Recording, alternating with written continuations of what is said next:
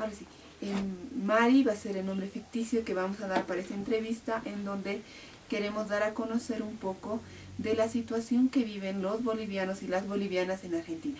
Mari, me gustaría un poco que cuentes qué motivos te han orillado a poder ir a trabajar al país de Argentina. ¿Cómo era tu situación antes de ir a la Argentina y cómo te animaste? El motivo principal ha sido la discriminación a la mujer, porque en nuestro país a las mujeres les dan pocas oportunidades de trabajo. Y además, cuando tú eres profesional y eres madre, a la vez nadie te entiende. O eres profesional o eres madre. Tienes que elegir una de las dos cosas. Y tienes que abandonar a tus hijos y dejarlos al descuido porque tienes que ocuparte en tu trabajo. Ya. Entonces, en otros países, en ese aspecto, toman más en cuenta que eres mamá también, el hecho de los horarios, te dan trabajo por horas, entonces es más conveniente, pues por lo menos recogerlos del colegio, llevarlos, o ir a preguntar algunas veces algunos problemas que tenían allá. Entonces, en ese entonces, Mari, no contabas con trabajo y ¿cómo es que te animas o quién te llega a ofertar que llegues a viajar al país de Argentina?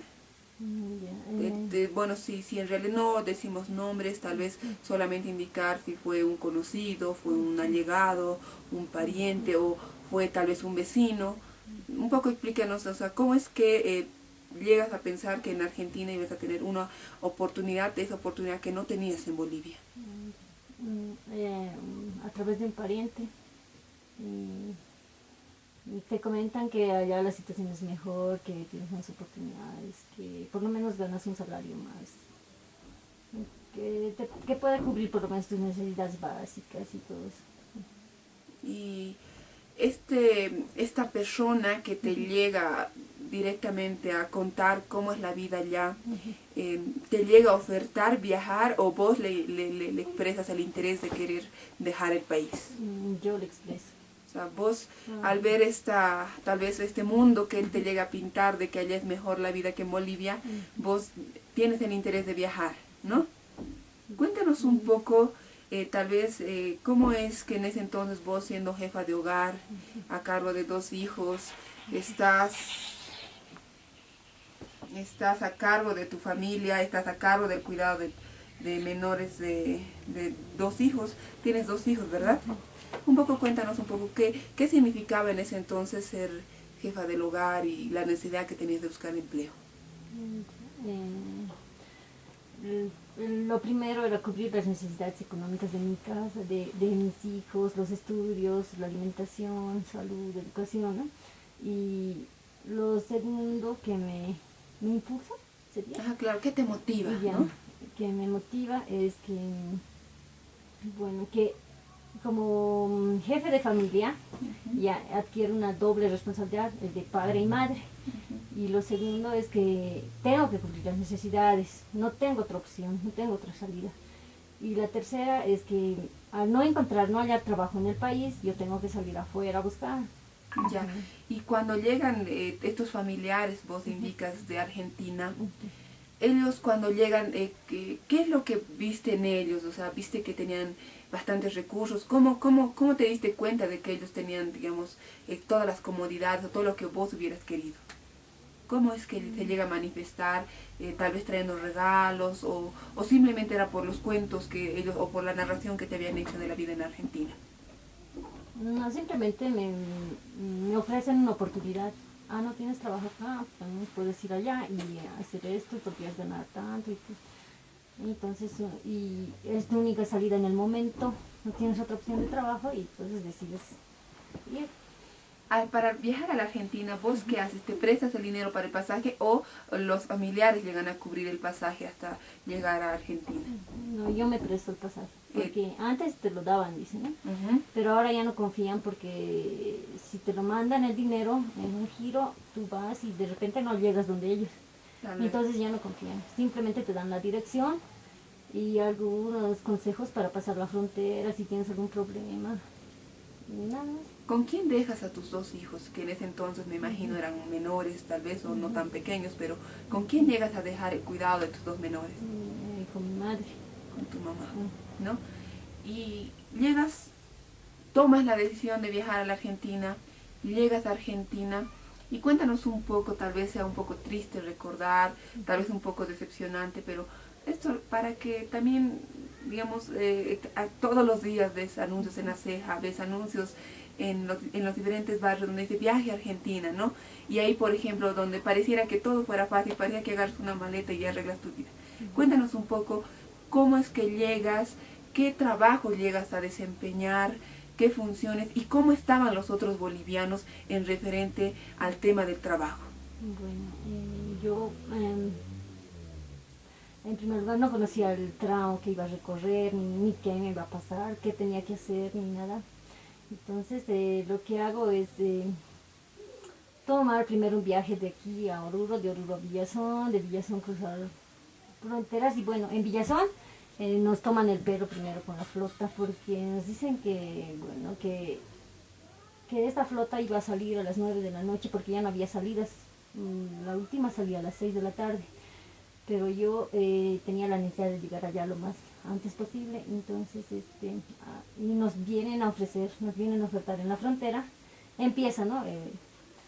Vienen, te ofertan el pasaje y te dicen, ahora sale la flota, enseguida sale, que les va a llevar directo y todo eso.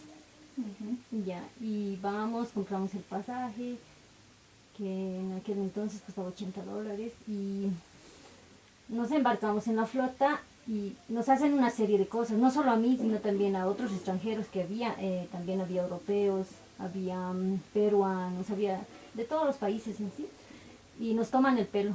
Y nos dicen, a esta flota les va a llevar directo, y nos llevan por otros lados, clandestinamente. O sea, pasan de manera irregular. Irregular, no, pero claro, regular, pero ellos van por tramos irregulares. Ah, ya. O sea, vos tienes la documentación y lo que pasa es que directamente la flota no les lleva por la ruta que debería haberlas llevado. Son empresas argentinas que trabajan con la trata y tráfico de personas. Pues en medio de nosotros, claro que había personas ilegales, niños menores que no tenían permiso de viaje. Habían tías que estaban llevando a sobrinos, a pequeños, yo creo que a trabajar, porque todos van a trabajar, ya nadie va a pasear ni de turista. Y entonces por esas personas nosotros más caemos, digamos, porque nos ofrecen a personas legales y a ilegales este pasaje. Entonces no es importa. Una mezcla, no interesa, es una mezcla. Ya.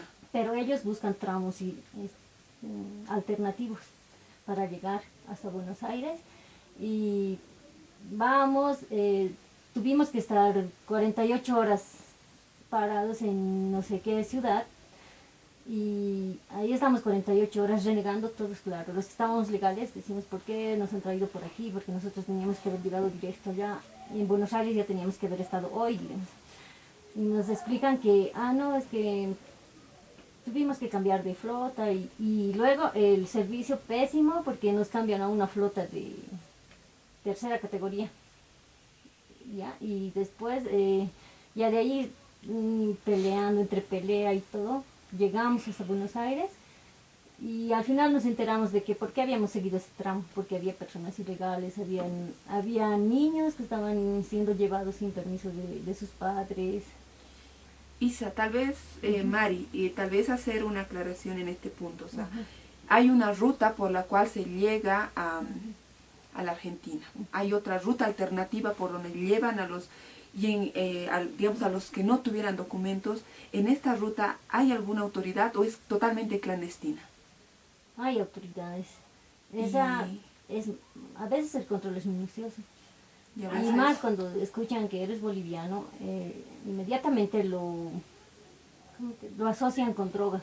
Entonces, no son bolivianos, sí hay que registrarlos. Entonces te hacen, claro que te bajan en las trancas, te hacen un control minucioso. Incluso han contado personas que hasta los órganos genitales les revisan. Les dan una revisión totalmente degradante en realidad. Más que todo cuando la persona es humilde. Ya, claro, por lo menos cuando tú puedes defenderte o hablar, ya no tanto, ¿no?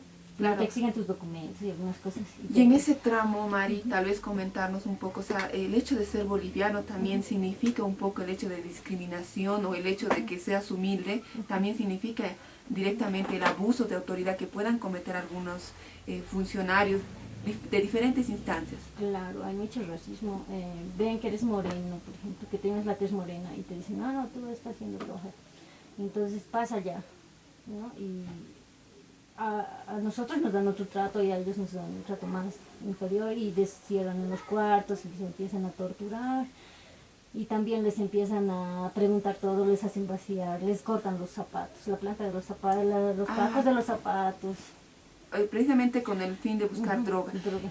En este caso, una vez que los llevan por una ruta alternativa, precisamente porque vos ibas de manera legal, pero había otras personas de manera ilegal y menores de edad, que es lo que más alarma, digamos, es precisamente llegando a Argentina, ¿quién te llega a recoger o vos directamente sigues con tu papelito y la dirección? Cuéntanos un poco de tu experiencia, de cómo llegas al lugar donde te llegan a prometer tu puesto de trabajo. Bien, a mí me prometen que me van a recoger en la terminal. Llego a la terminal y no hay nadie que me esté esperando. Busco, a otras personas sí les recogen y otros incluso se quedan a dormir días ahí. Me comentan que van a estar 3 días porque les lleguen a recoger. Pero a mí no me recogieron. Entonces yo opté por agarrar la dirección, preguntar en qué puedo ir, o sea, el medio más seguro para llegar allá, y me dicen que me vaya en tren.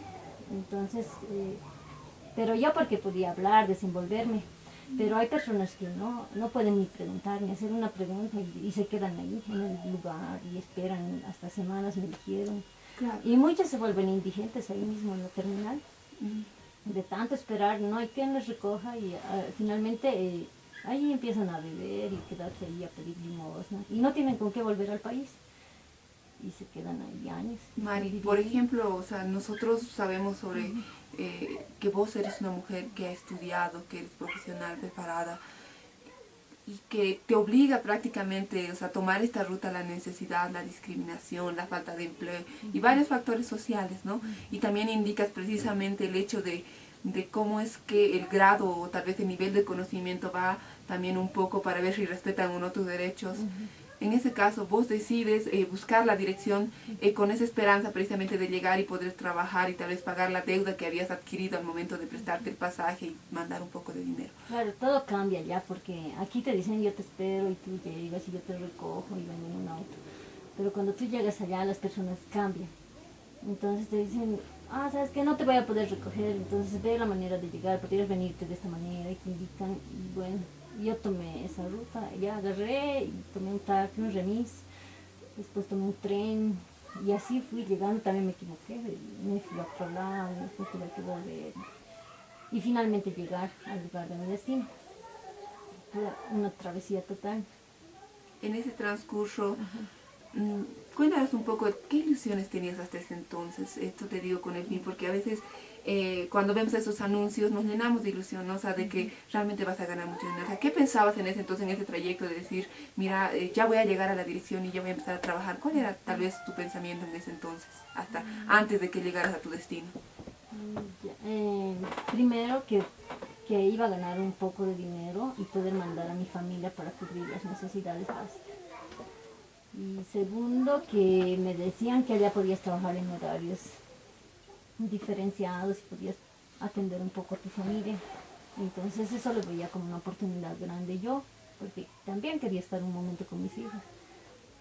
O sea, tenías la idea de llevar tal vez a tus hijos a la Argentina y poder trabajar de esa manera, y ellos te habían dicho que allá, o sea, iban a respetar tus derechos, que ibas a poder atender mejor a tu familia, ¿no? Entonces, Mari, tal vez una vez que llegas, ¿qué es lo que pasa? Lo que yo veo. ¿Qué es lo que ves? Ya veo, ¿cómo te puedo decir? Un trato inhumano en las personas. Porque al lugar donde yo llego donde hay muchos bolivianos, más que todo gente del campo. ¿Sabes el nombre del lugar? Sí, pero no. Si no deseas, no, está bien, no hay problema. ¿Qué es lo que ves? No es que no desee, sino no puedo decir porque ahora están siguiendo un juicio. Claro, no es necesario. Lo que queremos es que nos digas exactamente qué es lo que llegas a ver. Lo que llego a ver es que hay personas del campo con niños pequeños, bueno, de todas las edades, adolescentes, niños de 4, 3 años, 2 bebés, que están encerrados, mientras los papás trabajan, entran a las 6 de la mañana al trabajo y terminan a las 12 de la noche su trabajo. Y los niños están en todo ese espacio de tiempo, los niños tienen que estar encerrados en sus piezas. ¿No pueden salir? No pueden salir, tienen que estar encerrados. Los padres les cierran con los llave. Propios padres. Ajá. Y si lloran, llegan a gritar y todo, van y los pegan y los golpean y tienen que estar callados ahí en las habitaciones. Y si estudian, digamos, tienen que ir en su horario de estudio, van corriendo solitos. La mayoría de los argentinos los cuidan, digamos, a sus hijos, pero los bolivianos no pueden hacer eso porque tienen que estar trabajando. Ajá. Y los niños van solos. Si tienen que recorrer tramos largos, igual. Tienen que ser. En el caso de vos vas con una promesa de trabajo, me indicas en fábricas textiles, tal vez para el tema de confección de ropas, o vas con esa promesa de trabajo, una vez llegando te llegan a enseñar el oficio, empiezas a trabajar, o qué es lo que pasa allá? No, siempre se empieza de lo más bajo. Los que llegan siempre llegan a ser ayudantes o ayudan en la cocina y ya luego van aprendiendo, pero ya eso depende de cada uno. O sea, la mayoría de la gente empiezan como ayudantes y después de su horario de trabajo que termina a las 12 de la noche tienen que empezar a practicar en las máquinas, aprender a coser. A las 12 de la noche. A las 12 de la noche empiezan ellos, si quieren, ¿no? Si quieren aprender. Entonces empiezan, el dueño les dice, si gustan vayan haciendo, ahí hay prendas y pueden ir costurando. Entonces ellos empiezan a aprender a costurar. La prenda más fácil de costurar son los jeans, porque es una tela que no se arruina. Entonces agarran y costuran toda la noche. Se amanecen hasta el día siguiente, que empieza su nuevo jornal de las 6 de la mañana a las 12 de la noche. O sea, hay personas que llegan a amanecer con tal vez con el objetivo de que puedan aprender. 24. Y en este trabajo, digamos que dan 24 horas, estamos hablando de que los menores no tenían el cuidado adecuado.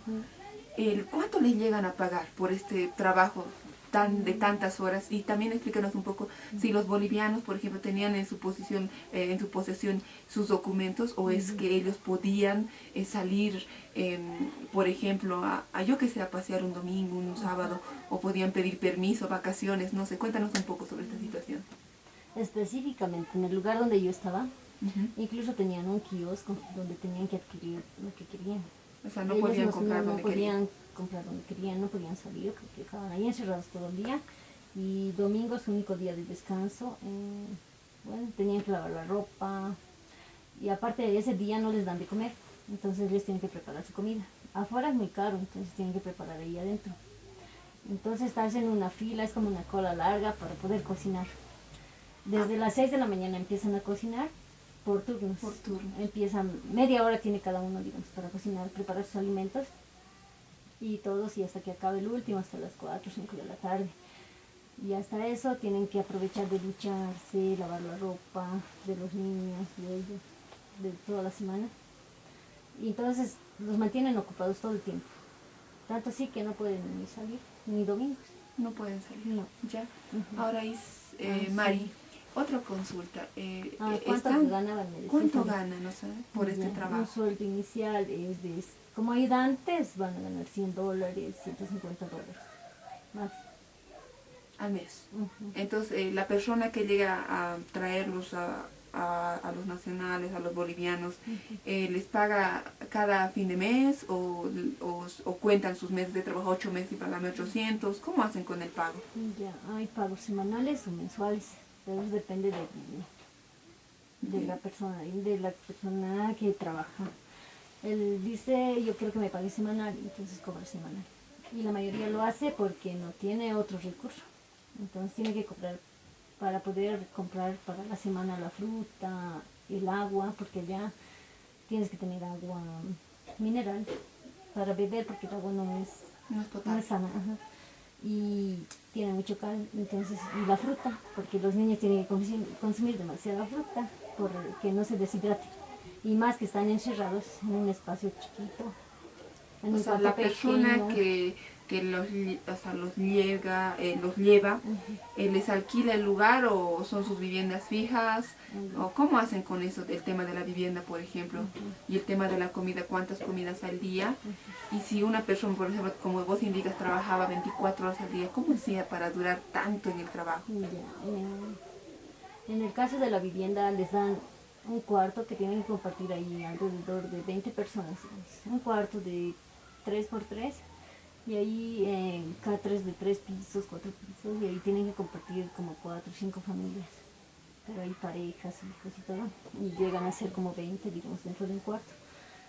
Hay mucho hacinamiento y viven así, entonces por eso es que no les cobran el alquiler, porque comparten muchos. Y en lo segundo que me preguntabas era el tema de, uno habíamos hablado del tema de la vivienda, el otro, ¿cómo es que una persona puede trabajar 24 horas al día? Es increíble. Me hablas de hombres, mujeres, adolescentes que están trabajando precisamente en la costura.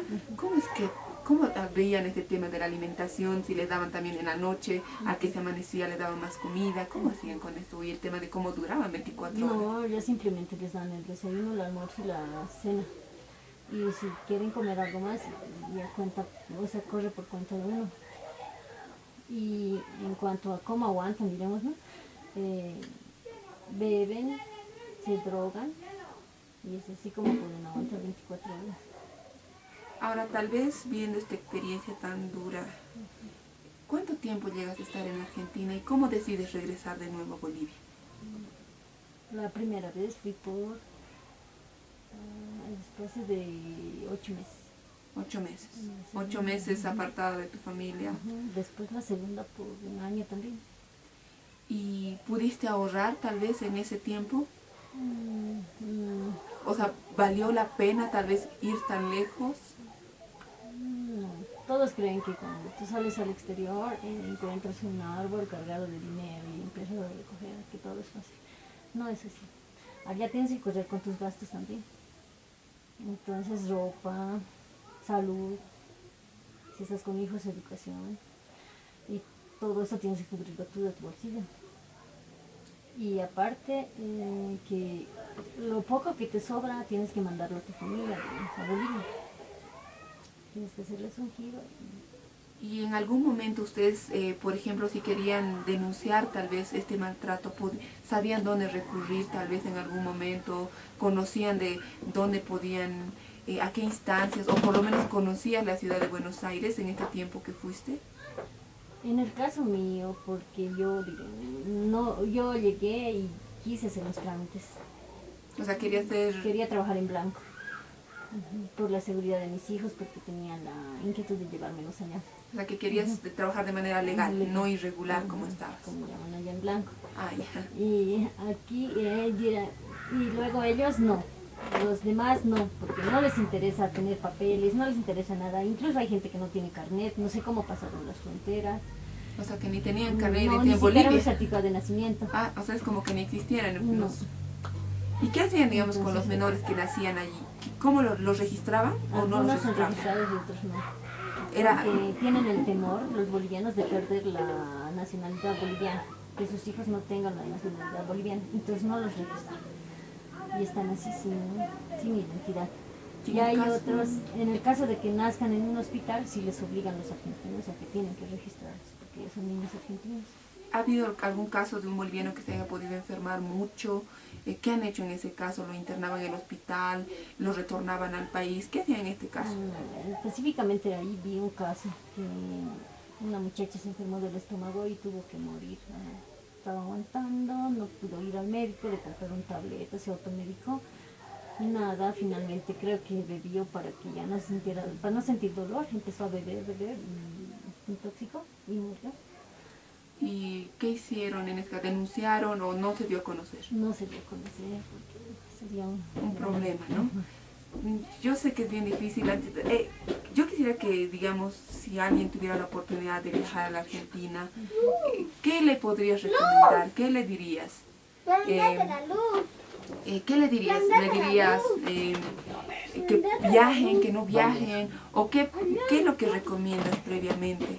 Indícanos un poco también si vos retornarías a la Argentina, en qué circunstancias retornarías o simplemente no decidirías retornar, y qué deberían hacer también las autoridades, porque no es cuestión de que vos hayas sido víctima para que después te puedan ayudar. ¿Qué te hubiera gustado que se haga antes de que hayas partido a la Argentina? No, hubiera querido que mi país me hubiera dado oportunidades de trabajo, ¿no? Y bueno, no hubiera tenido necesidad de viajar, pero uno se ve obligada y tiene que ir allá y de repente aguantar tantas cosas, humillación, persecución y muchas cosas más que son indignantes para el ser humano, que no quisiera que pase ninguna persona. En el caso de los jóvenes, muchos jóvenes, señoritas, que tienen la ilusión de salir del país como que en el país no hubiera nada, ¿qué les dirías? O sea, ¿les dirías, chicos, vayan? O que tu experiencia de vida, por ejemplo, personalmente a mí me enseña mucho, digamos, en el tema de cuando vaya del país, en qué circunstancias tendría que irme, pero realmente en la Argentina ¿está la solución al problema que tenés en Bolivia? No, no está, de ninguna manera. Pero esa es la única opción que ves, porque de repente buscas trabajo. He visto muchos jóvenes que buscan aquí trabajo y no les dan porque son menores de edad, porque no confían en ellos y deciden irse a las calles. Y muchos de ellos también viajan. Hay jovencitos, adolescentes de 14, 13 años que están trabajando allá. Y si les pregunté la causa por qué estaban allá, porque no nos dan oportunidad en nuestro país, ¿no? Y allá pues tienen una oportunidad porque allá no les interesa la edad ni nada, la cosa es que produzcan. Solo se trabaja. Bueno, Y Mari, incluso llegan a ganar mejor que los mayores porque ellos no se trabajan cansan. más, o sea, porque No, rinden más, claro, les pagan más, más. pero me dices que para un mes les llegan a pagar $100, que es un poco, el sueldo es muy mínimo, pero de cierta manera viven con tantas carencias que ese dinero no lo llegan a invertir o no lo llegan a gastar, ¿no? Mari, Y en el caso de los adolescentes, decirte que más se dedican a beber. o sea, llegan Porque, a consumir. claro, porque ya no hay quien les oriente, no hay papá, no hay mamá, están solos y agarran su dinero y todo el sacrificio que les ha costado una semana, que son como 50 pesos argentinos, salen a un bar. Mari, tu experiencia nos ayuda mucho a entender el delito de trata. ¿Quisieras decir algo para terminar la entrevista? Tal vez una recomendación, tal vez un sentimiento tuyo, lo que vos quieras para terminar esta entrevista. La mayoría de la gente ahora está bien, en los colegios se forman en computación, son técnicos y todo esto, ya salen con una carrera, pero no hay oportunidad de trabajo en el país.